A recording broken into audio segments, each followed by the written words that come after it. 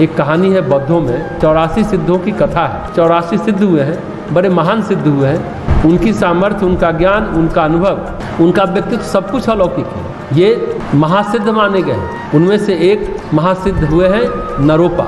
नरोपा एक विश्वविद्यालय में कुलपति थे, महान आचार्य थे। उनकी गणना महान आचार्यों में की जाती है। उन महान आचार्यों को सभी शिष्य पसंद करते थे, विद्यार्थी पसंद करते थे। किसी भी प्रश्न का वो तुरंत उत्तर दे देते थे। उनके ज्ञान की सर्वत्र चर्चा होती, उनकी विद्वता सराही जाती थी। महान दार्शनिक थे। नरोपा पुस्तक पढ़ते पढ़ते थक गए, आंख लग गई, झपकी आ गई। झपकी में उन्होंने सपना देखा। एक बूढ़ी औरत थोड़ी कुरूप थी, मटमैले कपड़े पहनी थी। उस औरत ने पूछा, नरोपा तुम क्या कर रहे हो? बोले, अध्ययन कर रहा हूँ। तुमने क्या अध्ययन किया आज तक? दर्शन का, साहित्य का, व्याकरण का, सब चीज़ों का अध्ययन किया, शास्त्रों का अध्ययन किया।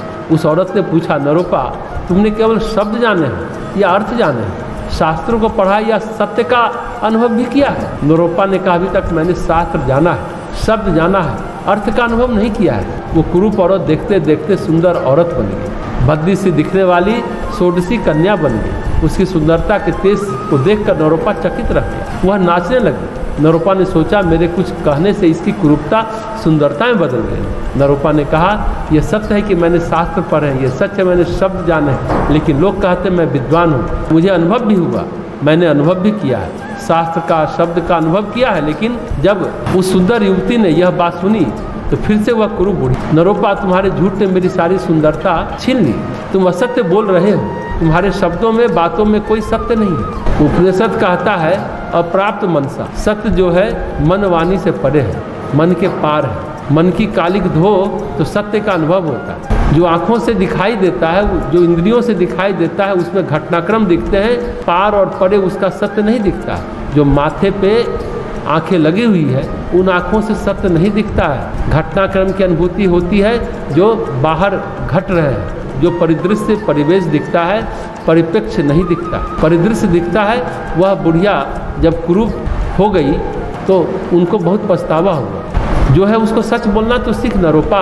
नरोपा को यह सपना बड़ी गहरी चोट दे गया। नरोपा ने सोचा, सच यही है कि हमने केवल शास्त्र पढ़ा है, न हमने सत्य जाना है, न हमने अर्थ जाना है। नरोपा उस दिन विश्वविद्यालय के कुलपति न रहे, महान आचार्य न रहे। छोड़ दिया वो शब्दों में छिपे अर्थ का अनुसंधान करने चल पड़े।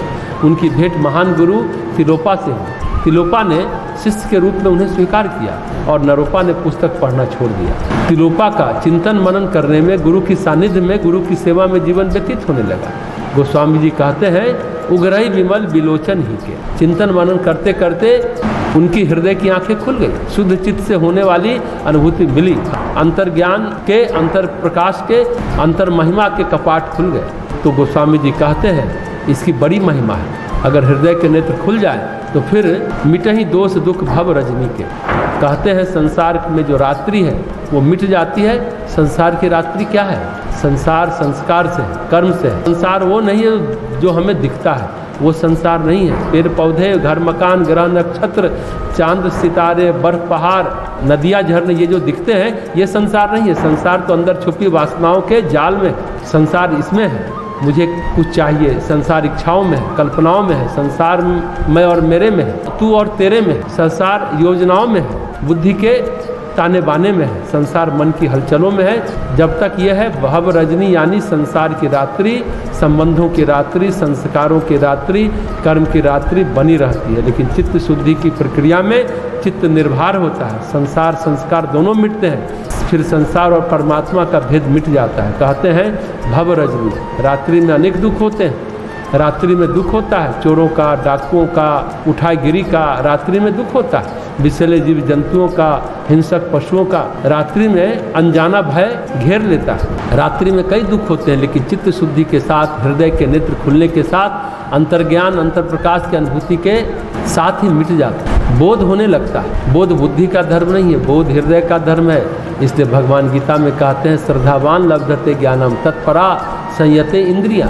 श्रद्धावान को होती है ज्ञान की प्राप्ति, प्रयत्नशील को होती है ज्ञान की प्राप्ति, इंद्रिय संयम करने वाले को होती है ज्ञान की प्राप्ति, पढ़ने वाले को, विचार करने वाले को, परख करने वाले को, विश्लेषण करने वाले को ज्ञान की प्राप्ति नहीं होती, श्रद्धावान को होती है। श्रद्धा हृदय का, एकाग्र चित्त का, चेतना के शिखर पर अनुभूति का गुण है श्रद्धा।